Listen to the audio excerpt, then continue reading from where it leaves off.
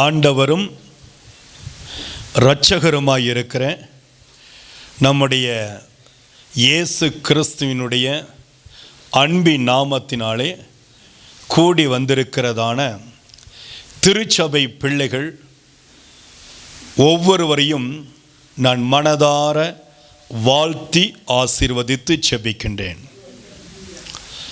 10 மாதத்தை கடந்து வர ஆண்டவர் நமக்கு பலன் கொடுத்திருக்கிறார். இந்த 10 மாதத்திலும் பல ஏற்ற தாழ்வுகளை நாம் நம்முடைய வாழ்க்கையிலே சந்தித்தோம். ஆனால் சில நேரத்திலே உயர்வு வரும் பொழுதும் தாழ்வு வரும் பொழுதும் ஆண்டவருடைய பாதத்தை விட்டு விலகாதபடி தேவனாகிய கர்த்தர் நம் ஒவ்வொருவரையும் பாதுகாத்து கொண்டார். அவருடைய நாமத்தை இந்த 11வது மாதத்தினுடைய முதல் ஓய்வு நாளிலே நாம் எல்லாரும் கடந்து வந்து நன்றி உள்ளத்தோடு ஆண்டுடைய பாதத்தை பிடித்து ஜெபித்து கொண்டிருக்கிறோம். இந்த நாளிலும் தேவனாகிய கர்த்தர் என்ன ஒரு வாக்குத்தத்தத்தை நம்முடைய திருச்சபைக்கும் தேவனுடைய பிள்ளைகளுக்கும் இந்த வார்த்தையை கேட்டுக்கொண்டிருக்கிற எல்லாருக்கும் என்ன கொடுக்கிறார் என்கிறதான ஒரு ஆவல் இருந்து கொண்டே இருக்கிறது. ஆண்டவர் இன்றைக்கு கொடுக்கிற வாக்குத்தத்தத்தை எடுத்து வாசித்து இந்த வார்த்தையின்படி ஆண்டவர் நமக்கு என்ன செய்ய போகிறார் என்பதை நாம் தெளிவுபடுத்தி கொண்டு தேவ பலத்தோடு கடந்து செல்ல போகிறோம். வாசிப்போம். சங்கீத பகுதி, சங்கீதத்தினுடைய புஸ்தகம் 121வது அதிகாரத்திலே நாம் 2வது வசனத்தை வாசிக்க கேட்போம். வானத்தையும் பூமியையும் உண்டாக்கின கர்த்தரிடத்திலிருந்து எனக்கு ஒத்தாசை வரும். இந்த அருமையான வேளையிலும் ஆண்டவர் நமக்கு ஒரு வாக்கு தத்தத்தை கொடுக்கிறார். ஒத்தாசை இல்லாதபடி இந்த உலகத்தில் யாராலும் வாழ முடியாது. இயேசு மனிதர்களுடைய கண்களிலிருந்து தயவு கிடைக்கும்படியாக அவர் அப்படியாக வாழ்ந்து கடந்து சென்றார். நமக்கு பல நேரத்தில் உதவிகள் வர வேண்டும், ஒத்தாசைகள் வேண்டும். இந்த ஒத்தாசை என்பது தேவனுடைய பர்வதத்திலிருந்து வருகிறதா இருக்கிறது. ஆண்டவருடைய வசனம் என்ன சொல்லுகிறது? வானத்தையும் பூமியையும் தன்னுடைய வார்த்தையினால் உண்டாக்கின தேவனிடத்திலிருந்து, கர்த்தரிடத்திலிருந்து, இயேசுவினிடத்திலிருந்து, பரிசுத்த ஆவியானவரிடத்திலிருந்து உங்களுக்கு ஒத்தாசை கடந்து வரும். நீங்க நினைக்கிறீங்க எல்லா ஒத்தாசையின் கதவுகளும் மூடிவிட்டது. மனிதர்கள் ஒரு காலத்தில் என்னை நேசிச்சாங்க, இன்றைக்கு என்னை புறந்தள்ளிட்டாங்க. குடும்பம் ஒரு காலத்தில் எனக்கு ரொம்ப உதவியா உறுதுணையா இருந்தாங்க, அவங்க எல்லாம் விலகி ஓடிட்டாங்க. இன்றைக்கு பல நேரத்தில் என்னுடைய வேலை எனக்கு ஒத்தாசையா இருக்கும் என்று சொல்லி நான் நினைத்தேன், அதுவும் என்னை கைவிட்டு விட்டது. பல நேரத்தில் நான் சில மனிதர்களை நம்பியிருந்தேன். என் பிசினஸ, என்னுடைய பலத்தை, படிப்பை, எல்லா ஒத்தாசையின் கதவுகளும் அடைக்கப்பட்டது. கடைசி நேரத்தில் தான் தேவனை நோக்கி நான் ஓடி வந்தேன். இப்போ கர்த்தர் சொல்றாரு, உனக்கு, உங்களுக்கு, உங்கள் குடும்பத்திற்கு ஒத்தாசையை அனுப்ப கர்த்தர் ஆயத்தமாகிவிட்டார். என்ன சொல்லி கொடுக்கிறார்? வானத்தையும் பூமியையும் உண்டாக்கின சர்வ சிருஷ்டிக்கும் ஆளுகை நிறைந்த தேவன், சர்வத்திற்கும் அதிபதியாகிய கிறிஸ்து, சர்வ வல்ல தேவன், ஆல்மைட்டி காட், எல் ஷடாயின் தேவன் நம் மத்தியில் நின்று கொண்டிருக்கிறார். அவர் இன்றைக்கு உங்களை பார்த்து சொல்லுகிறார், ஒத்தாசை உங்களுக்கு கடந்து வரப்போகிறது. தேவ பலன் மட்டுமே உங்களுடைய வாழ்க்கையை உயர்த்தும். சுய பலன் என்பது நம்முடைய வாழ்க்கையிலே ஆசீர்வாதத்தை கொண்டு வராது. ஆக ஒத்தாசை தேவனிடத்திலிருந்து இந்த மாதத்தில் உங்களுக்கு இறங்கி வரப்போகிறது. நம்முடைய கேள்வி என்ன? தேவனுடைய ஒத்தாசை என்னிடத்தில் வருவதற்கு நான் என்ன செய்ய வேண்டும்? நான் என்ன செய்யணும்? ஆண்டவர் எனக்கு ஒத்தாசை அனுப்ப வேண்டும். நான் என்ன செய்ய வேண்டும் என்று சொன்னால், கிறிஸ்தவ ஓட்டத்தினுடைய, ஆவிக்குரிய ஓட்டத்தினுடைய ஒரே ஒரு மூளைக்கல் நம்பிக்கை, விசுவாசம். ஆமென். நம்பிக்கை இல்லாதபடிக்கு, விசுவாசம் இல்லாதபடிக்கு யாரும் தெய்வத்தை தரிசிக்க முடியாது. நீங்களும் நானும் கண்டு தரிசிக்கிறவர்கள் அல்ல, காணாமல் தரிசிக்கிறவர்களாய் தேவன் நம்மை வைத்திருக்கிறார். தேவனுடைய வார்த்தை என்ன சொல்கிறது? சங்கீதம் 39:7 வசனம் இங்கே ஒரு காரியத்தை நமக்கு கற்று உணர்த்துகிறது. இப்போதும் ஆண்டவரே, நான் எதற்கு எதிர்பார்த்திருக்கிறேன்? நீரே என் நம்பிக்கை. பல நேரத்தில் நாம் என்ன செய்கிறோம்? தெய்வத்தை எதிர்பார்த்திருக்கிறோம். அல்லேலூயா. நான் +1 +2 படிக்கும் பொழுது ஹாஸ்டல்ல தங்கி படிப்பேன். எல்லாருடைய அப்பா அம்மாவும் வந்து பார்த்துட்டு போவாங்க. அவங்களுக்கு ஏதாவது பணம் கொடுத்துட்டு போவாங்க. சில நேரத்தில் அவர்களுக்கு வேண்டியதை வாங்கி கொடுத்துட்டு போவாங்க. என்னை வந்து பார்ப்பதற்கு யாருமே இல்லை. நான் கண்ணீரோடு இருப்பேன். பல நேரத்தில் எனக்கு ஒரு தேவை இருக்கும் பொழுது நான் என்னுடைய அறையில் அமர்ந்து, ஹாஸ்டலில் தங்கி படிக்கிற அந்த வாலிப நாட்களிலேயே என் அறையில் அமர்ந்து கரங்களை உயர்த்தி தேவனை நோக்கி பார்ப்பேன். அப்படி இல்லை என்று சொன்னால் ஸ்டடி ரூம் என்று சொல்லி ஒரு அறை இருக்கிறது. அங்கே போய் நான் அமர்ந்து கரங்களை உயர்த்தி நேர் முழங்காலிட்டு ஜெபித்து கொண்டே இருப்பேன். ஒரு நாள் எனக்கு அவ்வளவு ஒரு பெரிய ஒரு தேவை இருந்தது. ஏதோ என்னுடைய பாட புத்தகமோ நோட்டோ வாங்க வேண்டிய ஒரு கட்டாயம் இருந்தது. அந்த தேவைகளுக்காக இருக்கும் பொழுது கரங்களை உயர்த்தி நான் காலை வேளையில் ஜெபிச்சிட்டேன். பணம் இல்லை, எதிர்பார்த்து காத்திருக்கிறேன். எல்லாரும் வந்து ஸ்தோத்திரம், தேவைகள் சந்திக்கப்படுகிறது. எனக்கு எதுவும் இல்லை. ஆனாலும் எனக்கு ஒரு விசுவாசம், நம்பிக்கை, என் தகப்பன் கொடுப்பார். அல்லேலூயா. அப்போ நான் ஒரு கிறிஸ்துவ விடுதியில் படிச்சுட்டு இருந்தபடினால அந்த இரவில் எங்கள்கிட்ட வார்டன் வராரு. வந்துட்டு சில பிள்ளைகளை தேர்ந்தெடுத்து, நீங்கள்லாம் இன்னைக்கு நம்ம ஒரு கிராமத்துக்கு போகிறோம், அங்கே போய் சுவிசேஷத்தை சொல்ல போகிறோம், நீங்கள்லாம் வந்து ட்ராக்ஸ் கொடுக்கணும்னு சொல்லி சொன்னாங்க. நாங்கள் அதில் நானும் ஒருவன் புறப்பட்டு அந்த இரவு வேளையில் புறப்பட்டு அந்த கிராமத்திற்கு சென்று என்ன செய்தோம்? அங்கே இருக்கிறதான ஒரு மைதானத்தில் நின்று இயேசு நல்லவர் என்று சொல்லி நல்ல பாடல் பாடி கைகளை தட்டி பாடி நல்ல உற்சாகமாய் ஆண்டவரை துதிக்க ஆரம்பித்தோம். ஆனால் என்னுடைய இருதயத்திற்குள்ள ஒரு எதிர்பார்ப்பு. நம்முடைய தேவையை ஆண்டவர்கிட்ட சொல்லிட்டோம். நான் எதிர்பார்த்துட்டு இருக்கிற இந்த தேவை ஆண்டவர் எனக்கு எப்பொழுது கொடுப்பாருன்னு சொல்லிட்டு இந்த நேரத்தில் இரவில் நான் ஊழியத்திற்கு படித்த அந்த காலத்திலேயே ஊழியத்திற்கு போயிட்டேன். அங்கே போய் நல்ல ஜெபம் பண்ணிட்டு இருக்கிறோம்.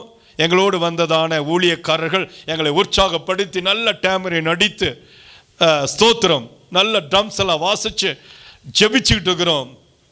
அதில் ஒரு மனிதனை கர்த்தர் தொட்டார்.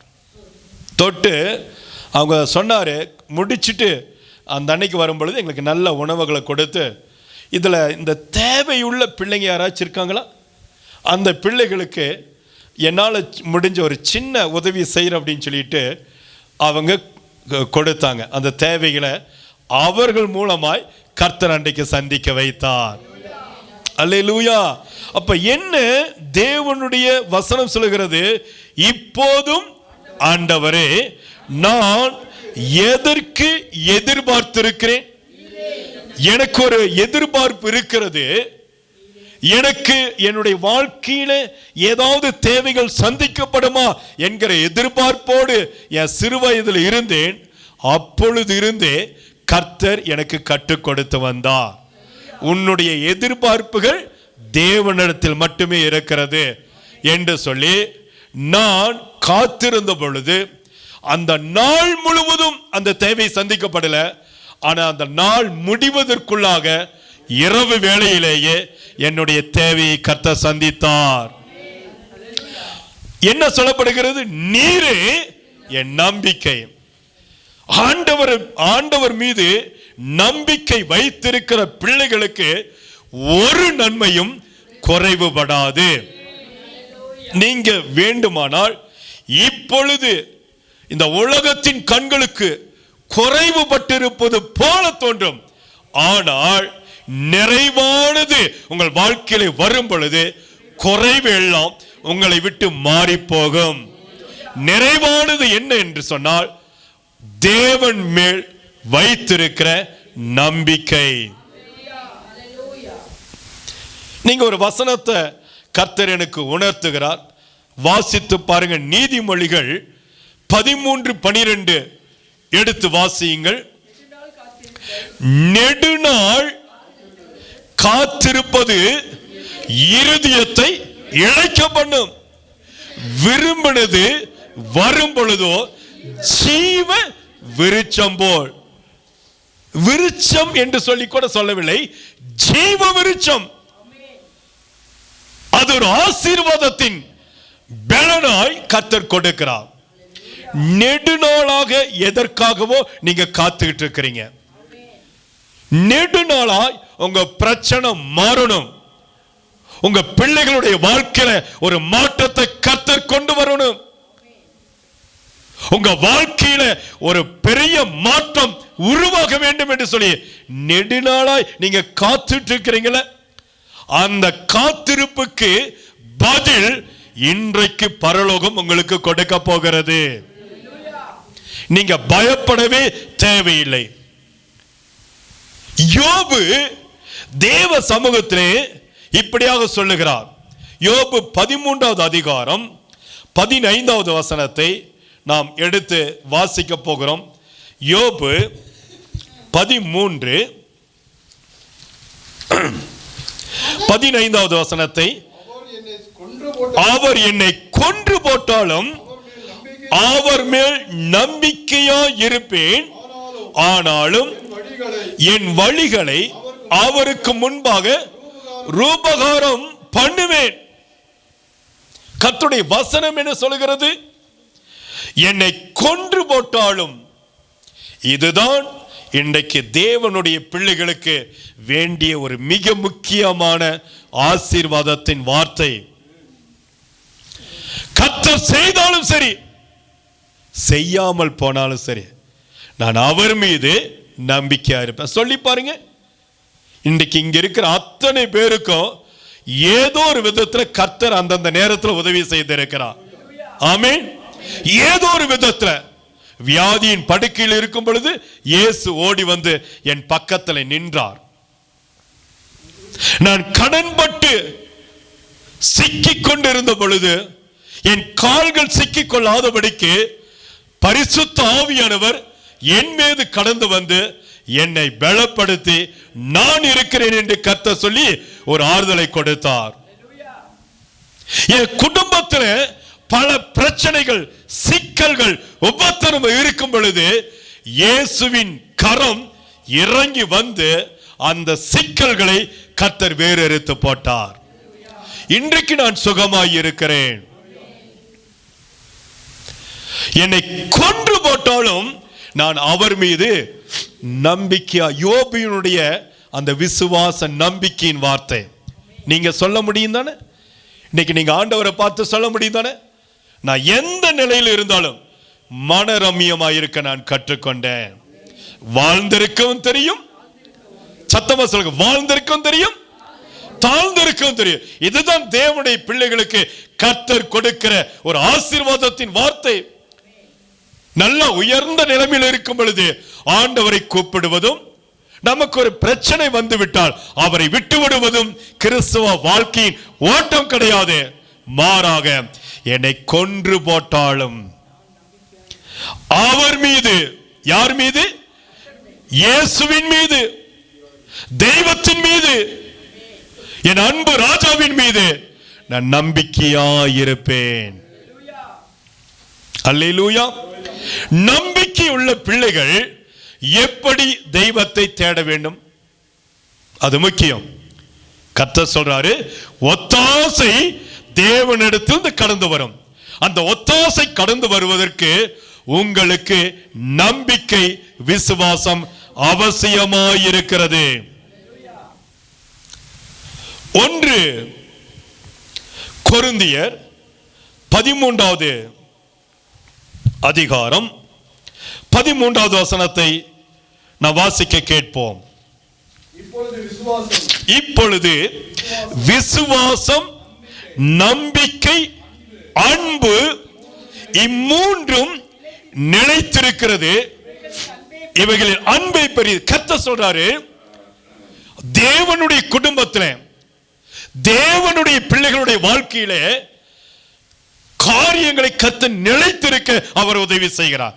கவனிங்க, கர்த்தர் என்ன சொல்லிக் கொடுக்கிறார்? நம்பிக்கை, விசுவாசம், அன்பு, இவை மூன்றுமே தேவனுடைய பிள்ளைகளுடைய வாழ்க்கையிலே நிலைபெறும்படி கர்த்தர் உதவி செய்து வைத்திருக்கிறார். இந்த நம்பிக்கை, விசுவாசம் நம்முடைய வாழ்க்கையிலே வரும் பொழுது தெய்வத்தை நாம் விட்டுவிடாதபடிக்கு, என்னை கொன்று போட்டாலும் அவர் மீது வைத்திருக்கிற நம்பிக்கை என்னிடத்திலிருந்து எடுக்க முடியாது. யோபு இப்படித்தான் அறிக்கையிடுகிறார். இப்போ இந்த நம்பிக்கையின் தேவனை எப்படி நாம் ஆராதிக்க வேண்டும்? நம்பிக்கையோடு தான் ஆராதிக்கணும். இங்க வந்து ஆராதிக்கும் பொழுது, நாம் பாடல் பாடும் பொழுது, கைதட்டும் பொழுது, ஆண்டவருடைய முகத்தை பாருங்கன்னு சொல்லி சொல்லும் பொழுது, கவனிங்க, நம்முடைய நம்பிக்கையின் வெளிப்பாடு தேவனை ஆராதிக்கிற அந்த அறிவிலே நிறைந்திருக்கிறது, மறைந்திருக்கிறது. அல்லேலூயா. வாசிச்சு பாருங்க, தேவனாகிய கர்த்தர் ரோமருக்கு எழுதின நிருபத்தில் கர்த்தர் நமக்கு ஒரு காரியத்தை கற்றுக் கொடுக்கிறார். ரோமர் 12வது அதிகாரத்தை நாம் எடுத்து வைத்துக் கொள்வோம். 12 வாசிப்போம். 2வது வசனத்தை வாசிப்போம். ஒத்த வேஷம் ஆண்டவர் சொல்லிக் கூட கவனிங்க. நீங்கள் இந்த பிரபஞ்ச, இந்த உலகத்திற்குன்னா நம்ம பக்கத்துல இருக்கிறதான சொந்த பந்தங்களுக்கு மத்தியில, உறவுகளுக்கு மத்தியில, ஜனங்களுக்கு மத்தியில கர்த்தர் சொல்லிக் கொடுக்கிறார். என்ன சொல்றார் பாருங்க, நீங்கள் இந்த பிரபஞ்சத்திற்கு, வாங்க சிஸ்டர், வாங்க ப்ளீஸ், வாங்க முன்னாடி உட்காருங்க. இந்த உலகத்திற்கு ஒத்த வேஷம் தெரியாமல், உட்காருங்க சிஸ்டர், ஒத்த வேஷம் தெரியாமல் தேவனுடைய நன்மையும் பிரியமும் பரிபூரணமான சித்தம் இன்னதென்று பகுத்தறியத்தக்கதாக உங்கள் மனம் புதிதாகிறதுனாலே மறுரூபமாக்கப்படுங்கள். கர்த்தர் ஏதோ சொல்லிக் கொடுக்க வரார். ஆண்டவருடைய வசனம் நமக்கு ஏதோ ஒரு காரியத்தை உணர்த்துகிறது. என்ன உணர்த்துகிறது? நீங்கள் இந்த உலகத்திலே ஸ்தோத்திரம் ஒத்தாசை வருவதற்காக எதிர்பார்க்கிறீங்க, நல்லது. இந்த ஒத்தாசை எதன் அடிப்படையில் வருகிறது? நம்பிக்கையின் அடிப்படையிலே, விசுவாசத்தின் அடிப்படையிலே தேவனுடைய பிள்ளைகளுக்கு இந்த ஆசீர்வாதத்தை கர்த்தர் திறந்து கொடுக்கிறார்.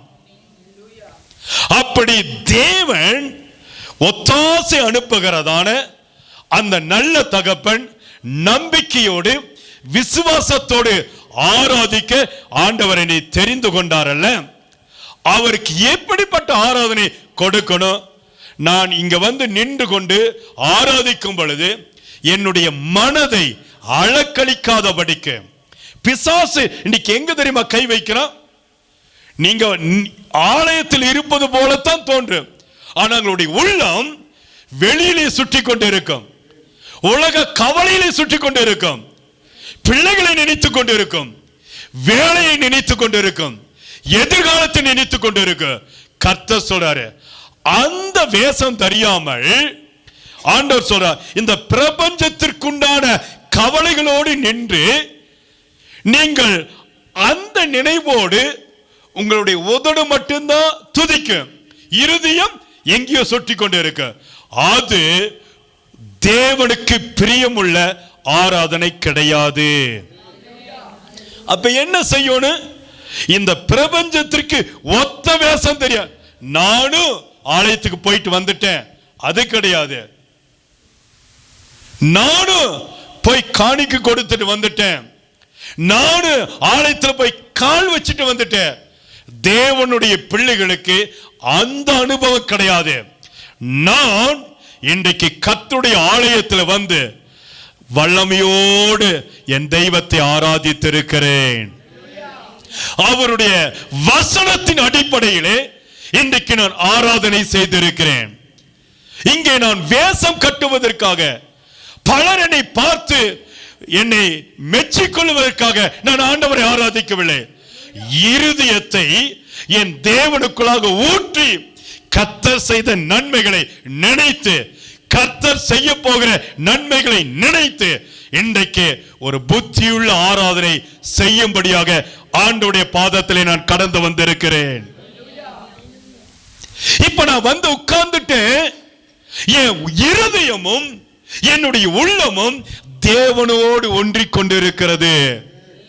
இதை ஒன்ற விடாதபடிக்கு, தேவனுடைய இருதயத்தோடு ஒட்டிக்கொள்ளாதபடிக்கு பிசாசு பல விதத்துல உலக பிரபஞ்சத்தினுடைய இந்த உலகத்திற்குண்டான இந்த சோர்வுகளை நம்முடைய உள்ளத்துல கொண்டு வந்து போட்டு, எங்க நீ துதிச்சிட்டீனா, எங்க நீ ஆண்டவரை முழுமையா ஆராதிச்சிட்டீனா இந்த ஆசீர்வாத கதவுகள் திறந்து விடுமே என்று சொல்லி பிசாசு உங்களுடைய ஆராதனையை தடுக்க நினைக்கின்றான். அதனாலதான் சில கவலைகளை கொடுத்து இங்க உட்கார்ந்திருக்கும் பொழுது நமக்கு நாளைக்கு என்ன செய்யலாம், இந்த வாரத்துக்கு என்ன செய்யலாம், இந்த மாதத்திற்கு இந்த தேவைகள் இருக்கிறது என்ன செய்யலாம், அந்த கவலை வந்துருது. கர்த்தர் சொல்றார், நாளைய தினத்தை குறித்து நீங்கள் கலங்காதிருங்க. நாளைய தினத்தை குறித்து நீங்கள் கவலைப்படாதிருங்க. ஆமென். நாளைய தினம் உங்களை குறித்து கவலைப்படும். ஆமென். நீங்க பயப்படாதிருங்க. எல்லாவற்றையும் அறிந்து வைத்திருக்கிற தேவன் உங்கள் நடுவில் கிரியை செய்து கொண்டே இருக்கிறார். இப்போ தேவனுடைய சமூகத்தில் புத்தியுள்ள ஆராதனை நான் ஆராதிச்சிட்டேன். நான் ஆராதிக்கும் பொழுது, புத்தியுள்ளவனாய் நடக்கும் பொழுது எனக்கு என்ன கடந்து வருகிறது? அது நமக்கு தேவைதானே, அதை கேட்கணும் இல்ல? ஒத்தாசை வருகிறது. ஒத்தாசை வருவதற்கு எனக்கு அடிப்படை என்ன தேவை? நம்பிக்கை, விசுவாசம். நம்பிக்கையோடு விசுவாசத்தோடு நான் என்ன செய்ய வேண்டும்? புத்தியுள்ள ஆராதனை நான் ஆராதிக்க வேண்டும். புத்தியுள்ள ஆராதனை நான் ஆராதிச்சுட்டேன். புத்தியுள்ள மனிதனாய் நான் தேவ சமூகத்தில் இந்த உலகத்திற்கு மேலாக என் கண் போகாதபடி, என் இருதயம் சொற்றிக் கொள்ளாதபடி நான் தேவனுடைய பாதத்தில் இருக்கிறேன். இப்போ புத்தியுள்ள மனிதனாய் தேவ சமூகத்தில் நடக்கும் பொழுது என்ன நடக்கிறது? தீத்துடைய புஸ்தகம் 3வது அதிகாரம் எடுத்து வாசிங்க. 3:7. தீத்து 3:7 ஒருவர் எடுத்து வாசிங்க. அவர் தமது இரட்சகராகிய இயேசு கிறிஸ்து மூலமாய், கவனிங்க, நம்முடைய ரட்சிப்பு யாருங்க? சொல்லுங்க எல்லாரும், உங்களை கேட்கிறேன். நம்முடைய ரட்சிப்பு யாருங்க? ஆண்டவராகிய இயேசு கிறிஸ்து. ஆமென். அவர் மூலமாக அந்த பரிசுத்த ஆவியையும்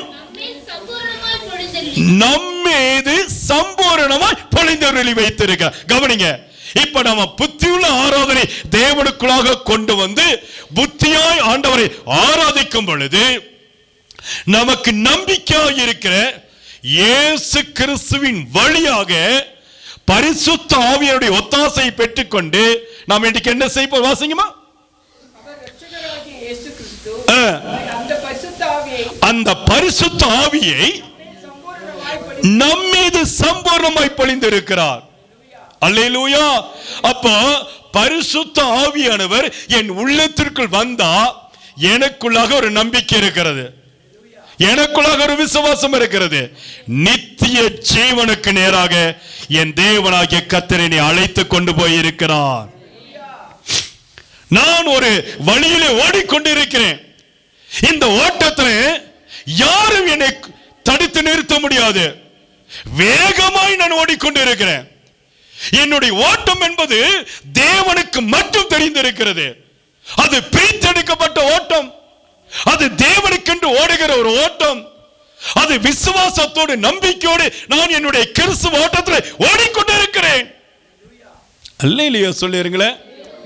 இப்ப இந்த ஓட்டத்துல எந்த மனுஷனும் வந்து முன்னாடி நிற்க முடியாது. எந்த பிசாசு என்னுடைய கிறிஸ்துவ ஓட்டத்தை அதை மட்டுப்படுத்தி விட முடியாது. நான் துதிப்பது, நான் ஜெபிப்பது, நான் கொடுப்பது, நான் தேவனுக்குள் பக்தி வைராக்கியமா இருப்பது எந்த சூழ்நிலையும் என்னை தடுத்து நிறுத்தி விட முடியாது. என்னுடைய ஓட்டம் இங்க தொடங்கி என்னுடைய ரட்சிப்பில தொடங்கி என்னுடைய நித்திய வாழ்வில் கொண்டு போய் அது முடிகிறதா இருக்கிறது. அல்லேலூயா.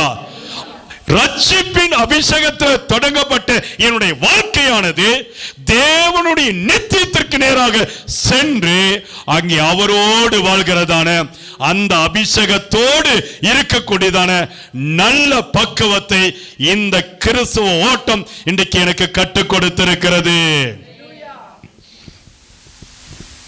அல்லேலூயா. ஏசாயா 50:10வது வசனத்தை நான் வாசிக்க போகிறோம். அங்கே அழகாய் ஒரு காரியம் சொல்லப்பட்டிருக்கிறது. ஏசாயா 50வது அதிகாரம்.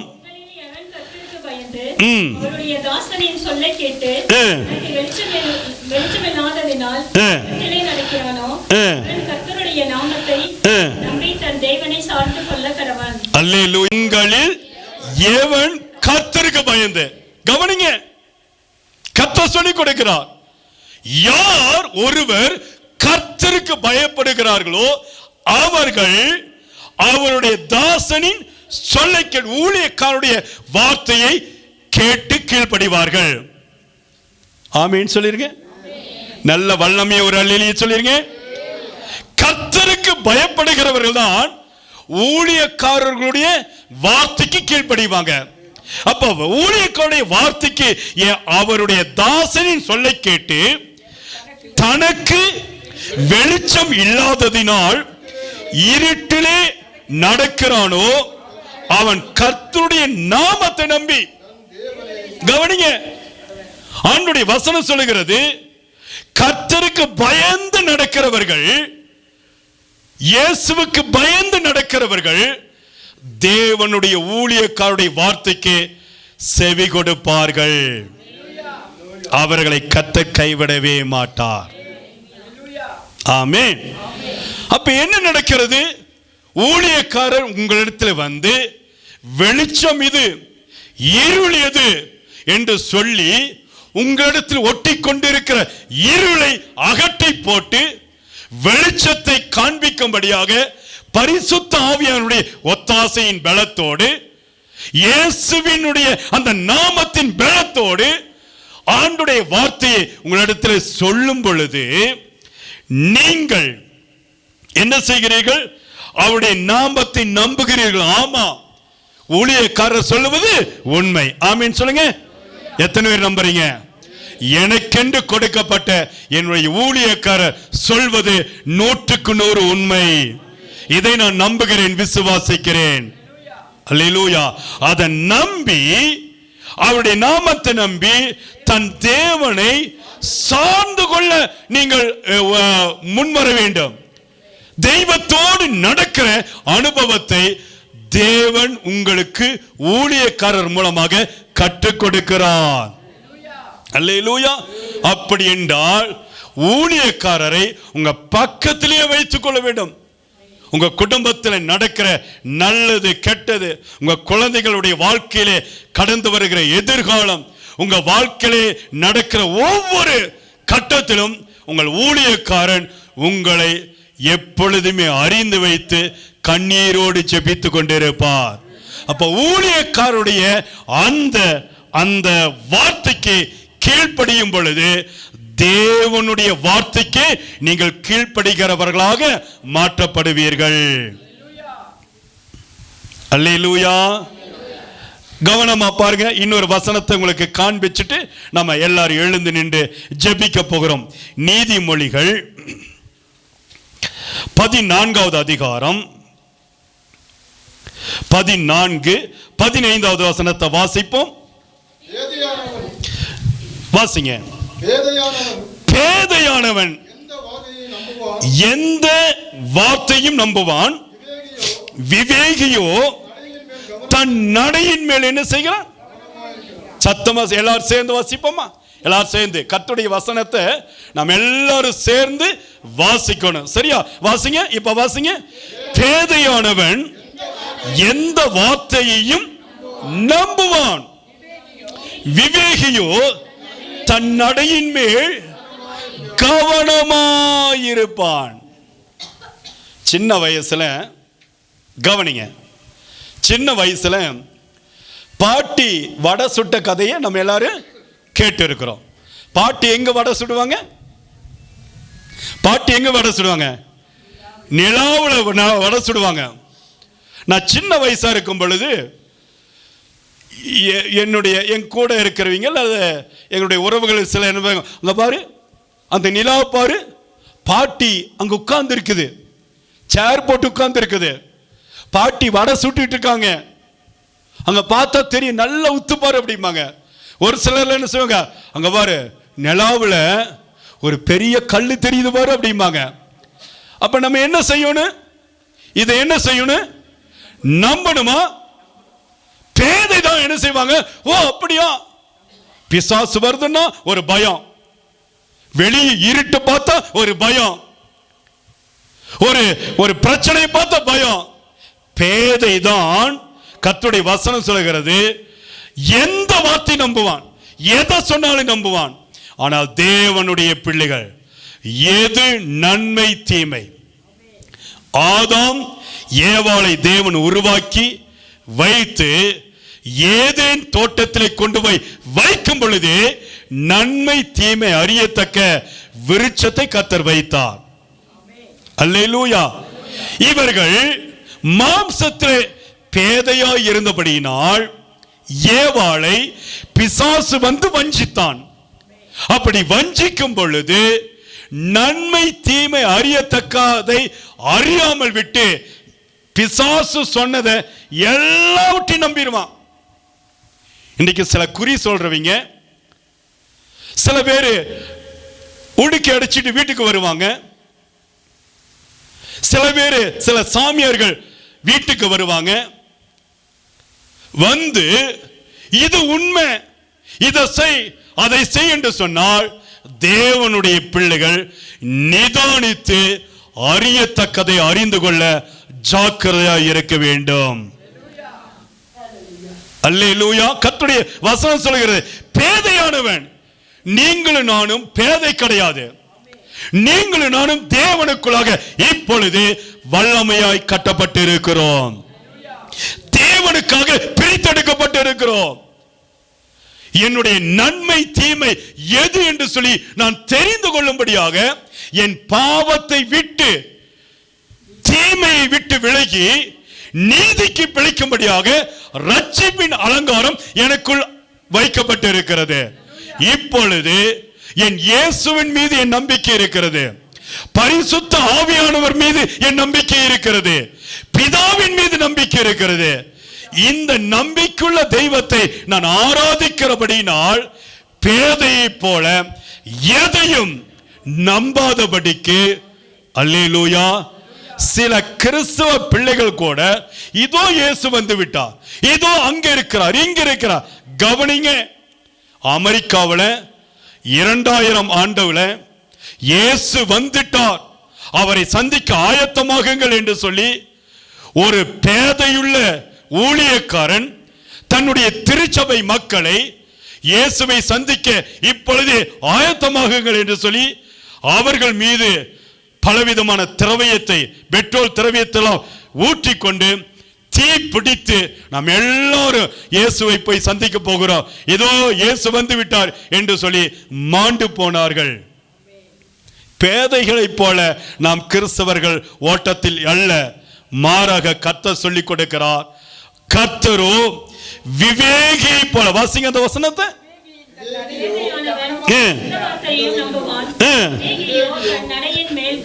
விவேகியோ தன் நடையின் மேல் கவனமாய் இருக்கிறான். ஆமென். அல்லேலூயா சொல்லுங்க. ஒத்தாசை வர வேண்டும் என்று சொன்னார். நீங்கள் தேவ சமூகத்தில் விவேகத்தோடு நடக்க வேண்டும், விவேகத்தோடு ஜெபிக்க வேண்டும். அல்லேலூயா. நாம ஜெபிக்கலாம். விவேகத்தோடு ஜெபிப்பேன் என்ன? ஆண்டவரே, இன்றைக்கு உண்டான ஆகாரத்தை எனக்கு ஆசீர்வதிச்சு கொடுங்க. எனக்கு வீடு இல்லை, ஒரு ஒரு ஒரு சின்ன வீடாக இருந்தாலும், ஒரு குறைந்த ரேட்டுக்கு வீடாக அதை எனக்கு வாங்கி கொடுங்க. எனக்கு ஒரு வேலை, இதுதான் நம்முடைய தேவையா இருக்கு. அதை விட்டுட்டு ஆண்டவரே நான் அம்பானியை போல மாற வேண்டும், டாடா பிர்லாவை போல நான் பெரிய பணக்காரனாகன்னு சொன்னா, இதுதான் விவேகம் இல்லாத ஜெபம். பேதை போல நம்ம ஜெபிக்க கூடாது. அல்லேலூயா சொல்லிருங்களே. அப்ப என்ன செய்யணும்? தேவ சமூகத்தில் எனக்கு என்ன கொடுத்தா அது ஆசீர்வாதமா, அதை பெற்றுக்கொண்டு என்னால் ஓட முடியுமோ அதிலே நான் சரியா இருக்க கர்த்தர் எனக்கு கற்றுக் கொடுங்க. விவேகத்தோடு ஜெபம் பண்ணுங்க, விவேகத்தோடு கேளுங்க, விவேகத்தோடு தேவனுடைய பிள்ளைகள் நடந்து கொள்ள. அதனாலதான் உங்களிடத்துல நீதியை உலகத்தின் மக்கள் எதிர்பார்க்கிறாங்க. உலகத்தார் வந்து இவர்கள் ஒயிட்டி பீப்புள், கிறிஸ்தவ மக்கள் வெள்ளை உள்ளம் கொண்டவர்கள், இவர்களுக்கு பொய்யும் இல்லை புரட்டும் இல்லை, உண்மையைத்தான் பேசுவார்கள் என்று சொல்லி உலக நம்பிக்கொண்டு இருக்கிறது. ஆனா நம்ம எத்தனை முறை பொய் சொல்றோம், எத்தனை முறை மீறி நடக்கிறோம், எத்தனை முறை ஆண்டவரை அவமதிக்கிறோம். நம்முடைய சாட்சி யோபு சொல்லுகிறார், என்னை கொன்று போட்டாலும் என் நம்பிக்கை அவர் மீது இருக்கு. இன்றைக்கு நாம் அதற்கு பாத்திரமா இருக்கிறோமா? சங்கீதம் 121:2 சொல்லுகிறது, இந்த மாதம் முழுவதும் எனக்கு ஒத்தாசை வரும் நம்பிக்கை. இந்த ஒத்தாசை நம்பிக்கை விசுவாசத்தின் அடிப்படையில் வருகிறது. இந்த நம்பிக்கை விசுவாசமும் என்னை ஸ்தோத்திர நித்திய ஜீவனுக்கு நேராய் அழைத்து செல்கிறது. நான் பேதையை போல இல்லாதபடிக்கு விவேகத்தோடு இந்த கிறிஸ்தவ ஓட்டத்தை வெற்றியுள்ள ஓட்டமாய் மாற்றக்கூடியதான அந்த பலனை பரிசுத்த ஆவியானவர் எனக்கு கொடுத்திருக்கிறார். எத்தனை பேர் விசுவாசிக்கிறீங்க? இந்த பலன் இன்றைக்கு உங்களுக்கு மேலே வரணும், இந்த பலன் உங்க தலைகளுக்கு மேலே வரணும். இதை கர்த்தர் கொடுத்து ஒத்தாசின் அனுபவத்தோடு பலத்தோடு நம்பிக்கையோடு விசுவாசத்தோடு நீங்கள் முன்னேறி செல்வதற்கு கர்த்தர் உங்களுக்கு ஒத்தாசை அனுப்ப போகிறார். தேவனை விசுவாசிக்கிற பிள்ளைகள், தேவனுடைய ஊழியக்காருடைய வார்த்தைக்கு கீழ்ப்படிந்து நடக்கும் பொழுது, இதோ சகலத்தையும் புதிதாக்குகிறேன், அந்த வார்த்தை உங்களுடைய வாழ்க்கையில் இன்றைக்கு அது அப்படியே தங்கி நிற்கும். நாம் எல்லாரும் எழுந்து நிற்போம். இயேசுவினுடைய கிருபை, இயேசப்பாவுடைய வல்லமை, இயேசப்பாவுடைய அக்கினி இன்றைக்கு நம்மை சூழ்ந்திருக்கிறது. இயேசுவே, உம்மை நாங்கள் துதிக்கிறோம் அப்பா, உம்மை நாங்கள் துதிக்கிறோம், உம்மை நாங்கள் துதிக்கிறோம், உம்மை நாங்கள் துதிக்கிறோம். எந்த சூழ்நிலையிலும் நாங்கள் உம்மை விட்டு விலக மாட்டோம். எல்லாரும் எழுந்து நில்லுங்க. சபை மக்கள் எல்லாரும் எழுந்து நின்று ஆண்டவரை நோக்கி பாருங்க. பஞ்சம் வந்தாலும் பசி நேர்ந்தாலும் அது உம் அன்பை விட்டு என்னை பிரிக்காதையா. பஞ்சம் வந்தாலும் பசி நேர்ந்தாலும் அது உம் அன்பை விட்டு என்னை பிரிக்காதையா. தாயிலும் உயர்ந்தவரே, தந்தையிலும் மேலானீரே, தாயிலும் உயர்ந்தவரே, தந்தையிலும் மேலானீரே, பெற்ற தந்தையிலும் மேலானீரே, உயிரோடு உயிரானீரே, எந்த மனதாலும் நினைவானீரே, உயிரோடு உயிரானீரே, எந்த மனதாலும் நினைவானீரே, சிந்தைக்கு விருந்தானீரே, என் நோய் தீர்க்க மருந்தானீரே, சிந்தைக்கு விருந்தானீரே, என் நோய் தீர்க்கு மருந்தானீரே, என் நோய் தீர்க்கு மருந்தானீரே, என் நோய் தீர்க்கு மருந்தானீரே, உயிரோடு உயிரானீரே, எந்த மனதாலும் நினைவானீரே, உயிரோடு உயிரானீரே, எந்த மனதாலும் நினைவானீரே, எந்த மனதாலும் நினைவானீரே. கண்களை மூடி நம்ம ஜெபிக்க போகிறோம். இயேசு உடைய மகிமை இந்த இடத்தை நிரப்பிக் கொண்டிருக்கிறது. இந்த முதல் ஓய்வு நாளிலே தேவ ஆவியானவர் உங்கள் பக்கத்திலே இறங்கி வந்து கிரியை செய்கிறார். தேவனுடைய வல்லமை இறங்கி வந்திருக்கிறது. எத்தனை பேர் விசுவாசத்தோடு நம்பிக்கையோடு கூப்பிடுகிறீர்களோ அவர்களுக்கு மத்தியிலே இயேசு வந்து நிற்க போகிறார். உங்களுக்கு ஏதோ ஒரு தேவையோடு வந்திருக்கிறீங்க, கலக்கத்தோடு வந்திருக்கிறீங்க, அவமானத்தோடு வந்திருக்கிறீங்க, பல பிரச்சனைகளோடு வந்திருக்கிறீங்க. இது எல்லாவற்றையும் மாற்றும்படியாய் நம்முடைய நம்பிக்கையின் தேவன் உங்கள் மத்தியில் இறங்கி வந்திருக்கிறார். கேளுங்க. ஏசப்பா, இந்த மாதம் முழுவதும் எனக்கு ஒத்தாசை அனுப்பும். வானத்தையும் பூமியும் உண்டாக்கின கர்த்தரிடத்திலிருந்து எனக்கு ஒத்தாசை கடந்து வரட்டும் என்று சொல்லி எல்லாரும் வாய்களை திறந்து கேளுங்க. ஜெபிக்கிற பிள்ளைகளுக்கு மேலாக ஒரு அபிஷேகத்தை கர்த்தர் இப்பொழுது ஊற்றிக் கொண்டு இருக்கிறார். ஜெபிக்கிற பிள்ளைகளுக்கு மேலாக ஒரு அக்கினி வல்லமை இறங்கி வருகிறது. அந்த வல்லமை பரலோகத்திலிருந்து இறங்கி வருகிறது. அந்த வல்லமை தேவனுடைய பாதத்திலிருந்து இப்பொழுது இறங்கி வருகிறது. தேவாதி தேவன், தேவனுடைய மகிமையின் ராஜா இப்பொழுதும் உங்கள் நடுவில் இறங்கி வந்திருக்கிறார். அந்த தெய்வத்தினுடைய கரம் இப்பொழுதும் உங்கள் மீது இறங்கி வருகிறது. இயேசுவினுடைய அக்கினி, இயேசுவினுடைய வல்லமை, இயேசுவுடைய அபிஷேகம் இப்பொழுதும் இறங்கி வருகிறது. பெற்றுக்கொள்ளுங்க, பெற்றுக்கொள்ளுங்க. ஜெபிக்கிற பிள்ளைகளுக்கு மேலாக ஒரு அக்கினி அபிஷேகத்தை இப்பொழுது கர்த்தர் ஊட்டிக் கொண்டு இருக்கிறார். தேவனுடைய வல்லமை உங்களை நிரப்பிக் கொண்டிருக்கிறது. தேவ மகிமை நிரப்பிக் கொண்டிருக்கிறது. பெற்றுக்கொள்ளுங்க, பெற்றுக்கொள்ளுங்க. கரங்களை தட்டி ஆவியானுடைய மகிமை இப்பொழுது உயர்த்துங்க. இயேசுவே, இப்பொழுது என் மீது இறங்கி வாருங்க, என் பக்கத்தில் இறங்கி வாங்க. கூப்பிடுங்க, சத்தத்தை உயர்த்தி கூப்பிடுங்க. அல்லேலூயா.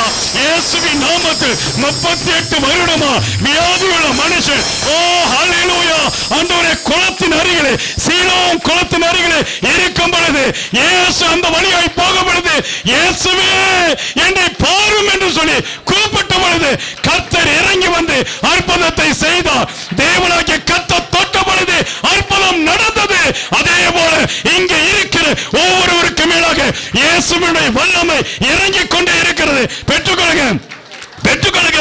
நீங்க ஜெபிக்க ஜெபிக்க வியாதிகள் மாறுகிறது. நீங்க ஜெபிக்க ஜெபிக்க உங்க கஷ்டங்களுக்கு ஒரு மாற்றத்தை கர்த்தர் இப்பொழுது அனுப்புகிறார். தேவனுடைய வல்லமை இங்க இருக்கிறதான வாலிப பிள்ளைகளை தொடுங்க, வயதானவர்களை தொடுங்க, சிறு குழந்தைகளை தொடுங்க, பலவீனம் உள்ளவர்களை தொடுங்க. ஆவியானுடைய கரம் உங்களை தொடுகிறது. ஆவியானுடைய வல்லமை இப்பொழுது உங்களை தொடுகிறது. ஓ, நரம்பு வியாதிகள் இப்பொழுது உங்களை விட்டு மாறுகிறது.